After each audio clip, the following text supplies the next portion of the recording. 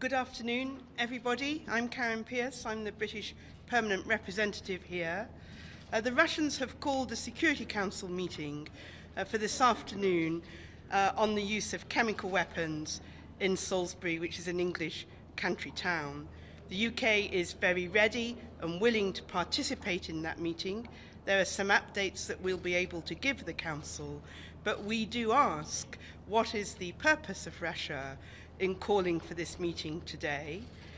The OPCW is conducting an independent expert analysis of the samples from Salisbury, and their report is not ready. We would have seen that as the next natural point for the Security Council to discuss.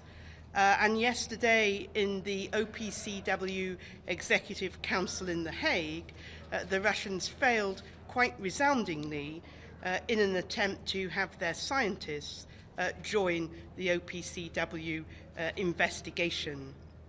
Now, the Russian ambassador here, in the last time we discussed in the Council, was very fond of a Sherlock Holmes analogy, so let me continue that. Allowing Russian scientists into an investigation when they are the most likely perpetrators of the crime in Salisbury would be like Scotland Yard inviting in Professor Moriarty. So I don't think that's a tenable way forward. Instead, I fear that the Russian motive in calling for a Security Council meeting today is another step in the pattern of obfuscation and contempt for international institutions that we have sadly seen all too much of from the Russian Federation recently.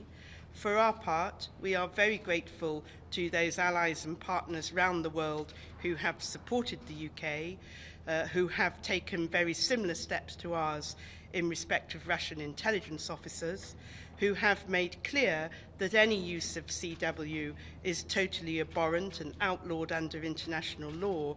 And so today for the United Kingdom will be another opportunity to reiterate the unacceptability under any circumstances of CW use. Thank you. Sure. Ambassador, have British authorities been able to establish a clear motive as to why the Russians would attack at this time, given that Mr. Skripal had lived in the UK since 2010, 8 years ago? Why would they attack in the manner in which you claim they did at this moment in time? Well, the Prime Minister made clear in the House of Commons that there were a number of factors that led us to conclude that Russia was overwhelmingly likely to have been responsible. One is the declaration by the Russians that ex-intelligence officers are, if you like, fair game for assassination. Second is the fact that we know the Russians have been making such military-grade nerve agents, and we have other information that I'm not able to disclose that leads us to the conclusions that this was a Russian state attack. I think I'd also like to draw attention to the fact that immediately after the attack, we did go to the Russians and invite them to work with us to try and resolve what had happened if they believed that a rogue element of the Russian state had been responsible.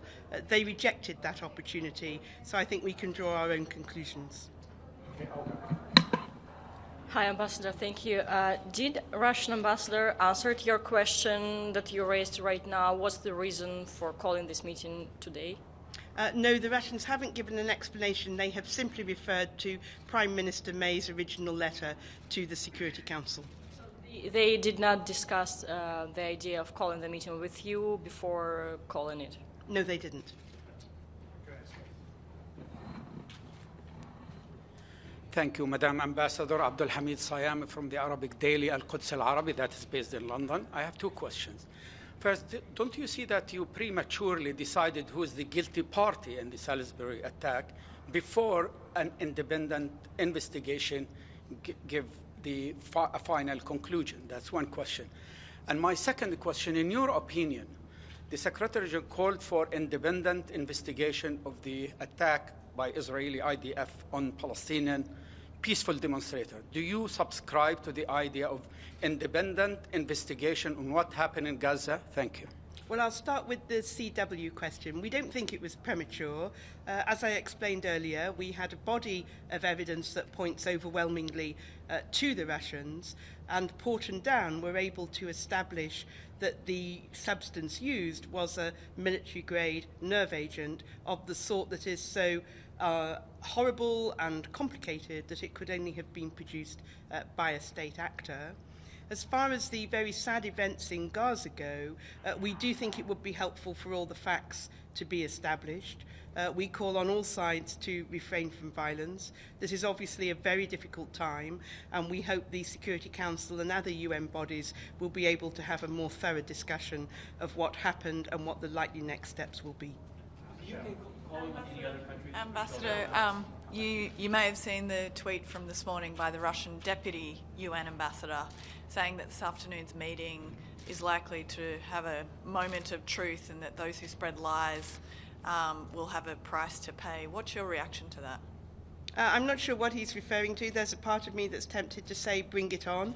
We are confident of our position. We have set it out very clearly. The next stage is for OPCW to give us the results of their independent expert analysis. Okay, Matthew. Sure.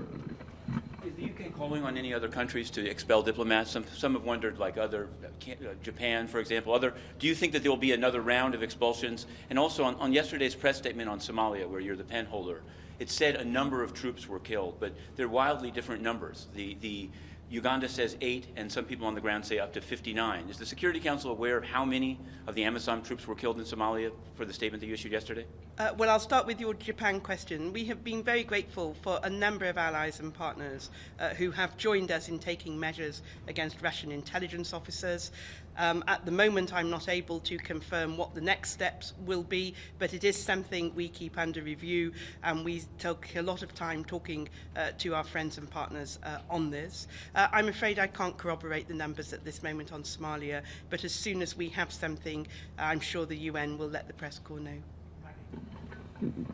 Ambassador, Yulia Skripal is conscious again. Have UK authorities questioned her, and has she been able to shed any new light on the attack or circumstances leading up to it?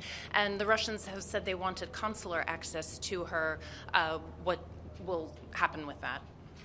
Well, it's very good news that Yulia is conscious. She has issued a statement in which she calls for privacy, so I hope we can all respect that. There's a very thorough police investigation ongoing in the UK, a criminal investigation. As you'll appreciate, it's extremely complex and complicated, but the police are doing everything they can to establish the perpetrators. I don't want to comment on whether or not they've interviewed Yulia in the light of her statement, but obviously she will be a very important person in all of this. On consular access, we have international obligations. We will fulfill those obligations. We will also take into account the wishes of Yulia herself. Thank you, Madam Ambassador. You've said that the next step is the report from the OPCW, but the Russians appear to be wanting to keep this issue in the spotlight with the calls for the meeting at the OPCW yesterday, today, the Security Council. Is there anything that the Council can do, or perhaps even the General Assembly, on this issue? I think the most important thing at the moment is to leave it to OPCW, which is the international organisation charged with these tasks under the Chemical Weapons Convention, and we will be working through them, keeping the Security Council informed. I do have a bit of a fear, listening to some of the Russian statements, that what they're really aiming for is to build a narrative of how they won't accept the OPCW results when they come. And all I'd say on that is we as UK have nothing to hide. We look forward to the report, which will be given to us as the requesting state party. We ask, what have the Russians got to fear? Madam Ambassador, Russia is requesting cooperation with the UK in this investigation. And would you please tell us, beside France, who in the allies giving expertise to the UK in order to uncover the whole truth about this case, especially I'm meaning whether the US is giving any help in this regard. Thank you. Well, we've had a number of contacts with our closest friends and allies. I won't comment on the police investigation because in the UK they are independent from government and I don't want to inadvertently compromise anything. As far as the Russians go, I think I refer you to the Scotland Yard and Professor Moriarty analogy. Thank you, Ambassador. There are reports that some other Russian citizens are either harmed or subject to attacks or incidents in the UK. Do you have any information about this to share with us? And do you see any link or are these incidents related to the attack with a chemical agent? Thank you. Well, the police take very seriously the safety of all citizens in the UK, and this will be primarily a matter for them.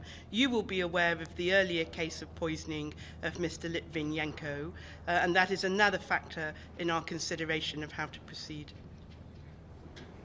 Thank you very much, everybody. Thank you.